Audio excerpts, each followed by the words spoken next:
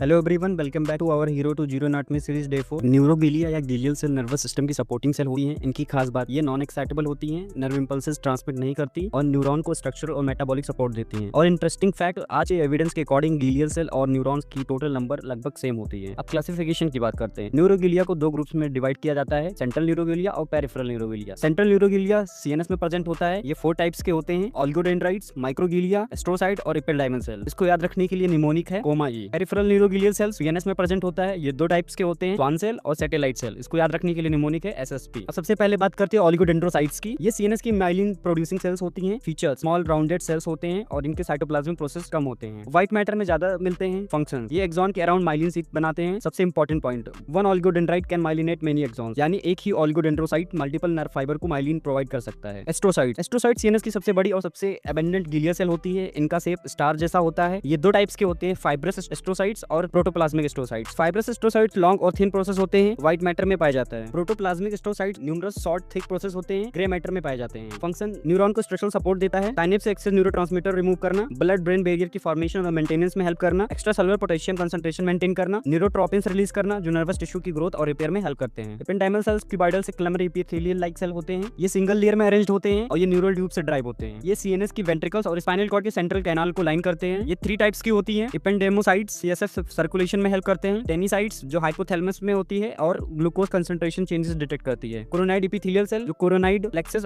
का पार्ट होती है और सीएसएफ प्रोड्यूस करती है। फंक्शंस, ब्रेन और सीएसएफ के बीच सब्सटेंस एक्सचेंज करना, सीएसएफ सिक्रेशन और सीएसएफ मूवमेंट में हेल्प करना। Microglial small phagocytic neuroglial sales होती हैं। ये सबसे छोटी ग्लियल सेल है और ये मोनोसाइट से ड्राइव होती है और नर्वस टिश्यू में एंटर करती है ब्लड से। फंक्शंस की बात करें तो प्रोटेक्ट करता है ब्रेन को माइक्रो ऑर्गेनिज्म से, डेड सेल और डेब्रिस को रिमूव करना, ब्रेन इंजरी में इन्फ्लेमेटरी रिस्पांस प्रोवाइड करना। अब चलते हैं पेरिफेरल न्यूरोग्लिया पर। तो पेरिफेरल न्यूरोग्लिया में 2 टाइप्स के सेल थे, एक स्वान सेल था, एक सैटेलाइट सेल था। स्वान सेल्स को न्यूरोलेमोसाइट्स भी कहा जाता है। फीचर्स, ये न्यूरल क्रस्ट से डेवलप होते हैं, फ्लैटन सेल होते हैं। फंक्शंस, सीएनएस में माइलिन शीथ बनाना, इंजर्ड नर्व फाइबर की रीजनरेशन में हेल्प करना। और सबसे इंपॉर्टेंट डिफरेंस है कि one Schwann cell myelinate only one segment of axon, जबकि ऑलिगोडेंड्रोसाइट्स मल्टीपल एक्सॉन को माइलिनेट करता था। Satellite cell flat cuboidal cell होते हैं जो गैंग्लिया में सेल बॉडीज को सराउंड करते हैं। इनका फंक्शन बिल्कुल स्वान सेल की तरह होता है, बट ये माइलिन शीथ नहीं प्रोड्यूस करती है। अगर रील हेल्पफुल लगी है तो सेव करो और फॉलो करो होलोस मेटाड्यू को for more neuro anatomy content. मिलते हैं डे 5 में।